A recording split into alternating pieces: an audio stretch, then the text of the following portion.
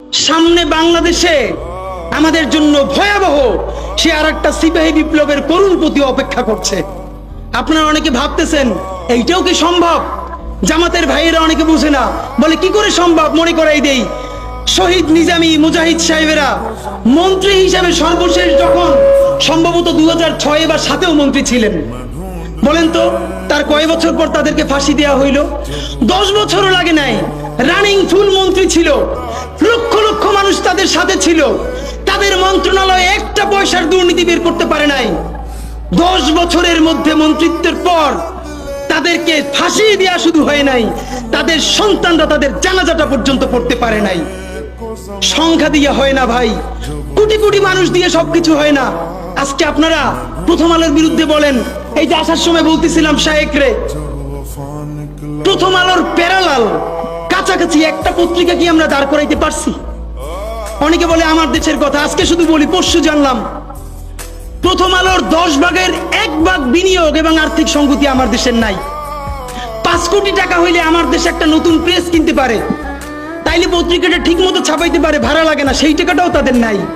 ভাই, ভালোবাসা দিয়া পয়সার কাজ হয় না। 50,000 টাকা যে এই লোকটার স্যালারি, এই কাজ যদি 20,000 টাকা দিয়ে করাইতে চান, কোনদিন 50,000 টাকা রিপোর্ট এবং স্কিল আপনি পাবেন না।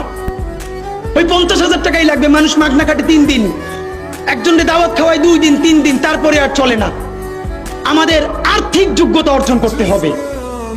আমাদের অনেকগুলো প্রতিষ্ঠান লাগবে, একটা প্রতিষ্ঠান না। আমাদের ভাইদের সমস্যা কি জানেন? সে আজকে যদি হাটাজারি মাদ্রাসা দিয়ে কেউ একটা পত্রিকা বার করে, সেই পত্রিকাটাও সে জাতীয় মূলধারা বানাবে না, দেবে দৈনিক হাটাজারি সে বানাবে।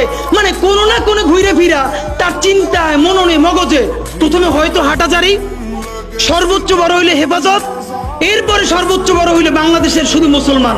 ভাইরা, এই মুসলমানের বাইরের যে জনগোষ্ঠী, সেটা কি আপনার না? আপনি ভাবেন এই দেশের আপনি প্রধানমন্ত্রী, তারপরে ভাবেন আপনার জনগোষ্ঠী কারা, আপনি সেরকম চিন্তা করেন। সুতরাং আমি কথায় অনেক ভুল ভ্রান্তি বলতে পারি, কিন্তু বিশ্বাস করেন আমার কলিজা চিল্লেও আপনারা শুধু যেটা পাবেন সেটা হইল আমি চক্ষু বন্ধ করে দেখতে পাই। আমরা যদি যোগ্যতা নিয়ে 5-10 বছরের মধ্যে দাঁড়াইতে না পারি, এই ভিডিও, এই ছবি, এই শহীদ পরিবার, এই আহত, এদের জীবন তো শেষ। এদের পরবর্তী জেনারেশনকে পর্যন্ত কি ভয়ানক গণহত্যার শিকার হইতে হবে আমরা চিন্তাও করতে পারতেছি না।